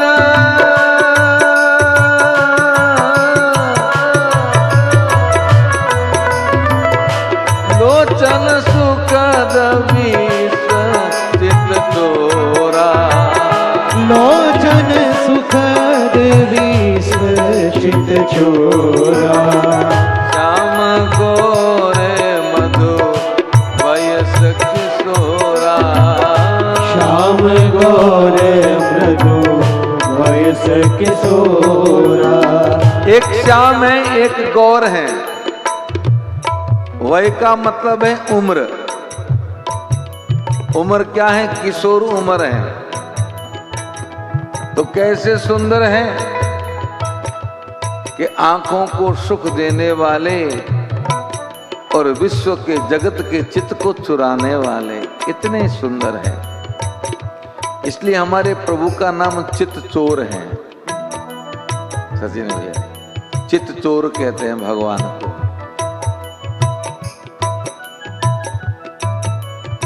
माखन चोर तो कहें तो बात अलग है। माखन वो तो एक लीला है, बाकी सत्य में तो हमारी सरकार चित्त चोर है। तो किसका चित्त चुराते हैं?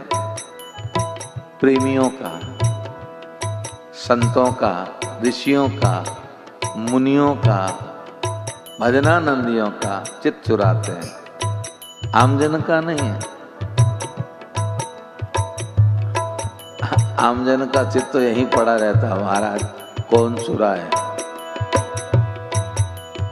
ऋषियों के चित्त को चुराते हैं, आंखों को सुख देने वाले और जगत के चित्त को चुराने वाले। जो ही दोनों भाई आए, मेरे प्रभु के आगमन का ऐसा प्रभाव रहा, किसी ने जानने की कोशिश नहीं की कि ये कौन है। उठे सकल रघुपति जब आए, उठे सकल जब रघुपति आए। विश्वामित्र निकट बैठाए, विश्वामित्र निकट बैठाए। विश्वामित्र निकट बैठाए, विश्वामित्र आए।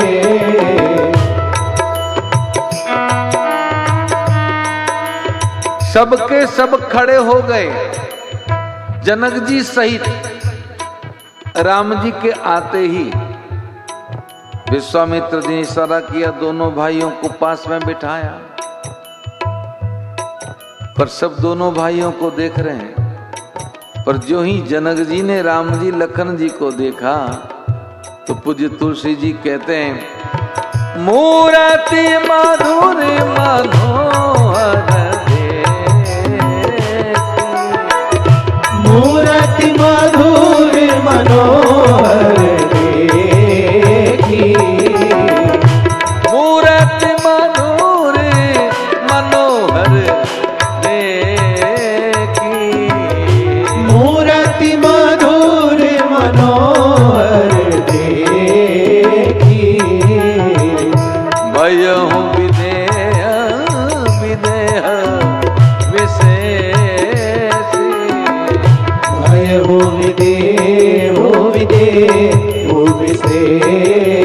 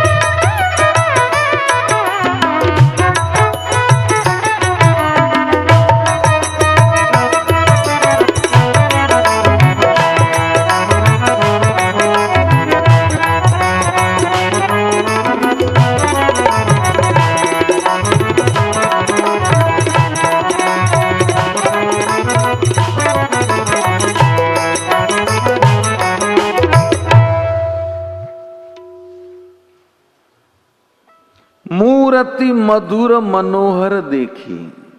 जैसे ही जनक जी ने राम जी लखन जी को देखा, गोस्वामी जी कहते हैं भयहु विदेह विदेहु विशेषे। अभी जो पंक्ति लिखी है कि भयहु विदेह विदेहु विशेषी का मतलब क्या? जनक जी वैचारिक विदेह हैं, व्यवहारिक नहीं। व्यवहार में तो वो जगत में है, राजा है, परिवार के साथ रहते हैं, लेकिन विचार में उनके न तो जगत है, न परिवार है, न प्रतिष्ठा, कुछ भी नहीं। उनके विचार में केवल ब्रह्म है। विचारों से वो पूर्ण विरक्त है, पर व्यवहार में वो विरक्त नहीं। व्यवहार में वो जगत में रहते हैं। व्यवहार में तो ऐसा लगता है कि संसारी आदमी है। पर ये कितनी सुंदर बात है। हम जीवन की जब चौथी अवस्था में प्रवेश करें, उस समय साधक को व्यवहारिकता में वो भले संसार में रहे, समाज में रहे, संपत जी कोई दिक्कत नहीं, लेकिन व्यवहार में रहे पर विचार में नहीं रहना चाहिए। पर हमारे यहां उल्टा है महाराज। बुढ़ापे में व्यक्ति व्यवहार में तो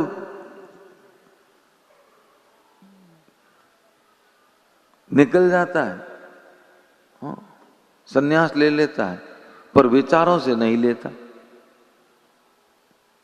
व्यवहार में तो अपने आप को अलग कर देता, रे जी अब तो हम तो हमारे लिए तो परिवार और व्यवहार हमने सब छोड़ दिया, तो हम तो हरिद्वार में रहते हैं, बस वानप्रस्थ जीवन जीते हैं। पर सुबह से लेकर रात तक कोई बीसों फोन कर देते, कभी बेटी को, कभी पोते को, कभी पोती को, कभी बहू को, कभी बेटे को, तो इसे अच्छा घर ही पड़ा रहता ना, काय को गया वहां पे। विचार में आपके जगत है और व्यवहार में आप जगत में नहीं हो, तो ये तो उल्टा है। व्यवहार में भले आप जगत में रहो पर विचार में आपके जगत नहीं हो, तो जीवन जय जय है महाराज। कहीं पे भी रहो क्या फर्क पड़ता है। घर छोड़ने की कोई आवश्यकता नहीं है। और मैं तो कई बार कहता हूं, छोड़ो काय को भाई, क्यों छोड़ो? घर को आपने बनाया बड़े भाव से, बड़ा सजाया सवारा, अरे बुढ़ापे में छोड़ के जाओगे भी कहां?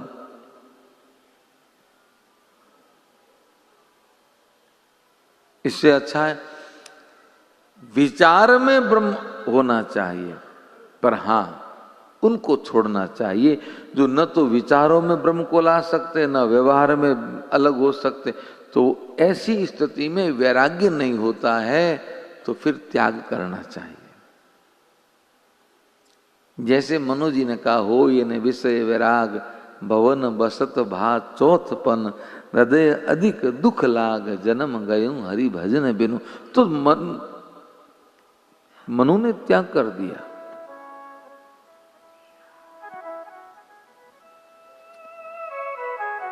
वैराग्य में और त्याग में अंतर है, ध्यान रखिएगा। वैराग्य में छूट जाता है और त्याग में छोड़ना पड़ता है। स्वतः इच्छा से जगत छूट जाए, जगत के संबंध छूट जाए, कहीं किसी में कोई आसक्ति नहीं रहे, तो ये वैराग्य है। पर कई बार हमें उस जगत के संबंध, परिवार के संबंध, व्यवहारिकता में ऐसा जकड़ देते हैं कि हम चाह के भी निकल नहीं पाते। तो ऐसी स्थिति में फिर त्याग देना चाहिए, फिर त्याग के बाहर निकलें ताकि कुछ समय तक भजन कर सकें। बाकी तो महाराज छोड़ेगा तो कौन आपको? कोई छोड़ेगा? शंभुदयाल जी, फोगटरा चौकीदार मिलड़ा कौन छोड़े महाराज? नहीं हो? प्रहलाद जी नहीं हो? अब रिटायर्ड हो गए, 60-65 साल के हो गए, तो घर पे रहते हो तो बच्चों को भी मतलब संतोष रहता है कि घर पे मम्मी पापा है, अब कोई चिंता नहीं है। अब घर से आप लोग निकल जाओ, अब यहाँ कथा में आ गए तो घर वालों को भी तो चिंता रहती है कि अब घर पे भी किसी न किसी को समय पे जाओ, नहीं तो घर पे बूढ़ा बूढ़ी रहे तो कोई टेंशन नहीं, चौकीदार बैठे हैं। और ये भी बड़े विचित्र है, छोरे नुकसान कर सकते पर बूढ़ा मरे नुकसान न करने दे महाराज। ये पक्की बात है, मैं सही कह रहा हूं ना शंभुदयाल जी? मरे नुकसान न करने दे। पर जनक जी वैचारिक वेदे हैं, व्यवहारिक नहीं। पर आज राम जी को देखा तो व्यवहारिक वेदे हो गए। भूल गए जनक कि मैं राजा हूं, भूल गए कि मैं उम्र में बड़ा हूं, ये बालक है, बालकों के लिए मैं खड़ा क्यों हूं?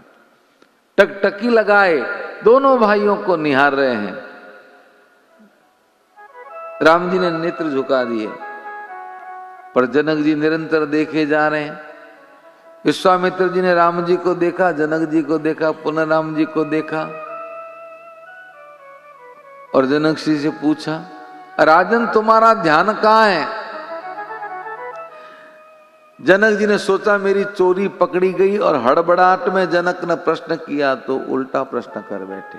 क्या कहा? कौनाथ सुंदर दो बालक, कहुनाथ सुंदर दो बालक, मुनि कुल तिलक की नृप कुल बालक, मुनि कुल तिलक की नृप कुल बालक। ये दोनों बालक कौन हैं?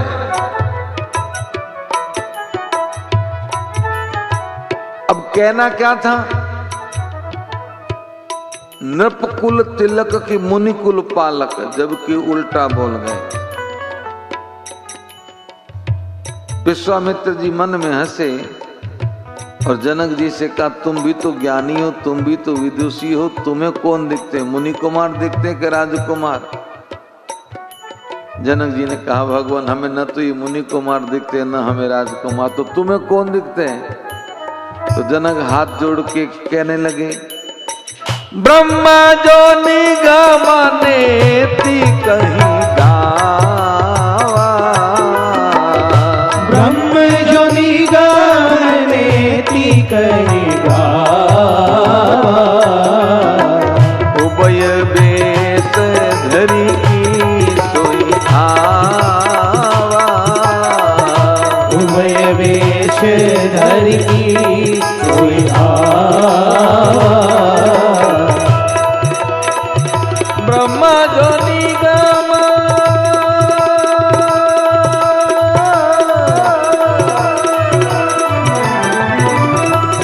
ब्रह्मा जो निगम नेति कहीं गावा, ब्रह्म जो निगमनेति कहीं गावा, उभय वेश धरी की सोई आवा, उभय वेश धरी की सोई आवा, सज विराग रूप मन मोरा, सहज विराग रूप मन मोरा, थकित हो तजमी चंद्र चकोरा, थकित हो जिमी चंद चकोरा, सज विराग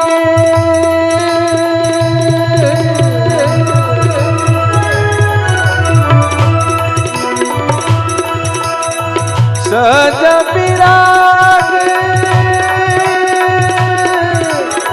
रूप मन मोरा, सहज विराग रूप मन मोरा, थकित होत जिमी चंद्र चकोरा, थकित होत जिमी चंद चकोरा, ये नहीं बिलोकत अति अनुरागा, ये नहीं बिलोकत अति अनुरागा, बरबस ब्रह्म सुखई मन त्यागा, बरबस ब्रह्म सुखई मन त्यागा, ये नहीं बिलोकत अति अनुरागा, ये नहीं बिलोकत अति अनुरागा।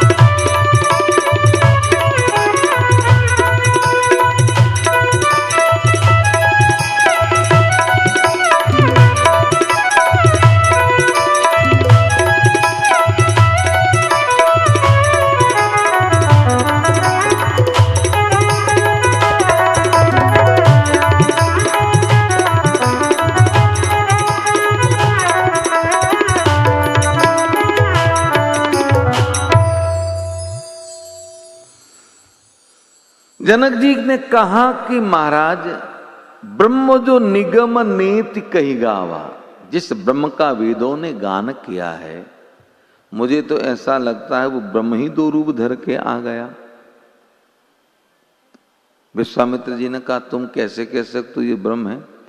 जनक जी ने कहा मैंने कुछ महसूस किया। अच्छा क्या महसूस किया? तो कहा सहज विराग रूप मन मोरा, मेरा मन सहज रूप से वैराग्यवान है। लेकिन इन दोनों राजकुमारों को देखने के बाद में जैसे चंद्र को देख के चकोर की दशा होती है, वो मेरी दशा हो गई। थकित होत जिमि चंद्र चकोरा। विश्वामित्र जी ने कहा ये तो कोई बात नहीं हुई राजन, अति सुंदर हो और बालक हो तो कैसा भी वैरागी क्यों ना हो, मन उस तरफ आकर्षित हो ही जाता है। जो ही विश्वामित्र जी ने यह कहा कि कैसा भी वैरागी क्यों ना हो, मन आकर्षित हो ही जाता है। और क्या महसूस किया? जनक जी ने कहा कि देव इन्हीं बिलोकत अति अनुरागा, और बर बस ब्रह्म सुखई मनु त्यागा। इनको देखने के बाद में ऐसा अनुराग हो रहा है कि मेरे मन का मुझे विश्वास है, मेरा मन हर क्षण निर्गुण निराकार ब्रह्म में लीन रहता है। आज वो मेरा मन उस ब्रह्म से निकल के इनमें लग गया। अगर ये ब्रह्म नहीं होते तो मेरा मन इनमें नहीं लगता।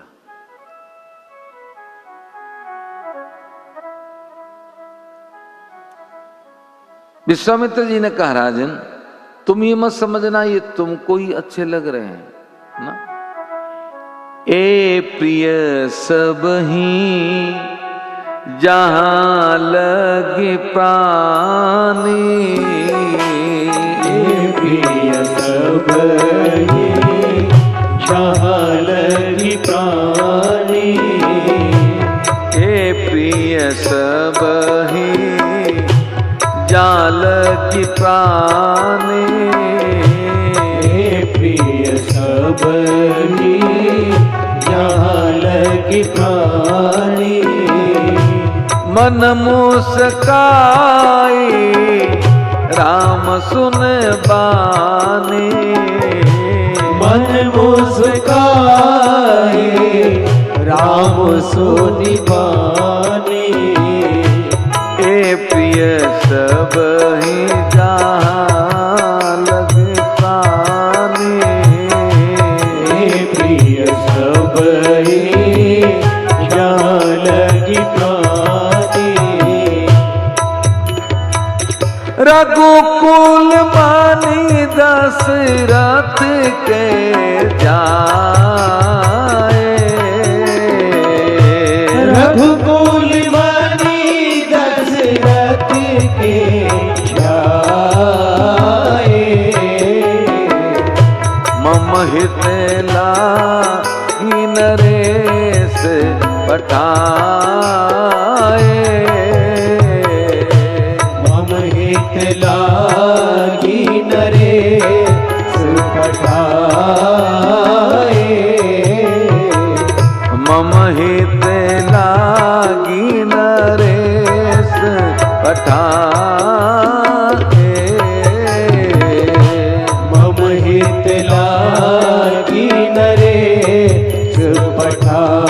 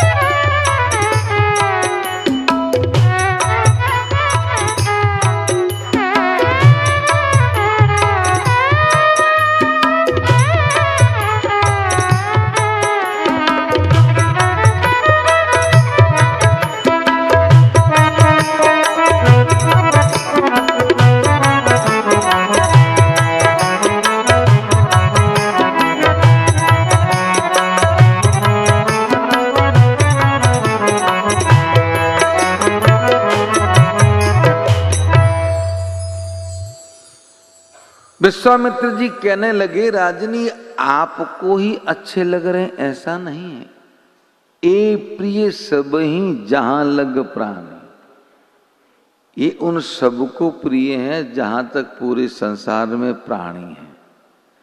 ऐसा कह के मुनि कुछ आगे कहने ही जा रहे थे, राम जी के सामने देखा तो राम जी ने हंस की अंगुली से इशारा किया कि इनको पता चल गया कि हम कौन हैं, बाकी वालों को पता नहीं है, आप स्पष्ट न करें नहीं तो हमें लीला करने में बाधा उत्पन्न होगी। मन मुस्काए राम सुन बानी, जैसे ही मेरे प्रभु ने हंस के इशारा किया विश्वामित्र जी तुरंत समझ गए और बात बदल दी। मुनि ने कहा, रघुकुल मणि दशरथ के जाए, राजन ये रघुकुल शिरोमणि महाराज दशरथ जी के लाला है और मम हित लाग नरेश पटाए, मैं अपने यज्ञ के लिए इनको लेके आया, यज्ञ को पूरा करवाने, यज्ञ की रक्षा के लिए, और इन्होंने मेरे यज्ञ की रक्षा करके मेरा यज्ञ इन्होंने पूरा किया है और तेरा भी इशारा कर दिया। अब जैसे ही विश्वामित्र जी ने कहा, जनक जी कहने लगे तो देव आप नगर के भीतर चलें। मुनि ने कहा, हम यहां ठीक है राजन, हमें यहीं बड़े प्रसन्नता, कोई दिक्कत नहीं, आपको नगर के भीतर चलना पड़ेगा। अगर आप अकेले मुनियों के संग ही होते तो आपके रहने की व्यवस्था मैं यहीं कर देता, पर आपके साथ में ये अयोध्या के राजकुमार हैं और अगर इनका शाही सत्कार नहीं हुआ, कल महाराज दशरथ जी को पता चलेगा तो क्या सोचेंगे। इन दोनों भाइयों की खातिर आपको नगर के भीतर चलना पड़ेगा। विश्वामित्र जी ने स्वीकृति दी। अब जनक जी के सामने समस्या होगी, कह तो दिया, अब ठहराएंगे कहाँ? क्योंकि जैसा पहुना हो वैसी पहुनाई होती है। अतिथि होता है तो उसका जैसा उसका प्रभाव होता है तो उसकी व्यवस्था भी तो वैसी करनी पड़ती है कि नहीं करनी पड़ती? जोर से बोलिए।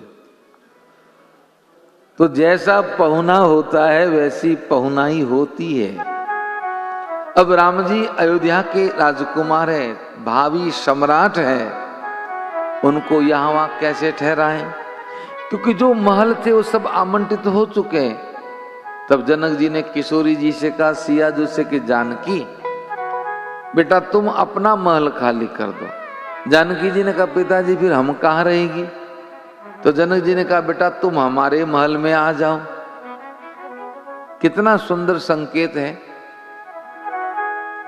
सीता जी भक्ति है और भगवान कहाँ ठहरेंगे? जहां भक्ति होगी वहां भगवान ठहरेंगे। तो हम कैसे भगवान को ठहराएं?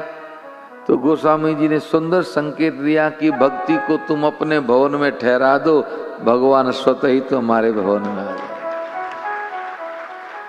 जनक जी ने जियाजू को अपने महल में रख दिया और राम जी को, विश्वामित्र जी मुनियों को सुंदर सदन सुखद सब काला, सुंदर सदनो सुखद सब काला, ताबास लय दीन भुआला, कहाँ बासुले दीन भुआला, सुंदर सदनो सुखद सब काला, सुंदर सदनो सुखद सब काला, ताबास लय दीन भुआला, कहाँ बासुले दीन भुआला, करी पूजा सब विधि सेवकाई।